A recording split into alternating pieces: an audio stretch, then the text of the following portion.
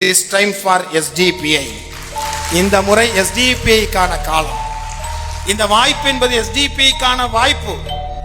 எனவே தேர்தல் வேறு போராட்ட களம் வேறு என்று இல்லாமல் இரண்டையும் ஒரு போராட்டமாக கருதி அந்த தேர்தல் வெற்றியை அடைகிற, இன்னும் சொல்வதாக இருந்தால் மூன்றாவது பெரிய அரசியல் கட்சியாக, ரெகக்னைஸ் கட்சியாக, அங்கீகரிக்கப்பட்ட கட்சிகளில் ஒன்றாக மாறுவதுதான் நம்முடைய இலக்கு என்பதை தீர்மானித்து வரவிருக்கிற காலங்களில பயணம் செய்ய வேண்டும். 2021 தேர்தலில் மூன்றாவது இடத்திற்கு வந்தோம். 2024 இரண்டாவது இடத்திற்கு வந்தோம்.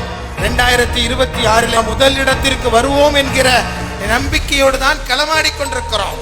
SDPI கட்சிக்காரன் தொடர்ந்து போராடுவான். அவனுக்கு போராட்டம் நடத்த தெரியும், அவனுக்கு நல்ல முறையில் நிகழ்ச்சி நடத்த தெரியும்.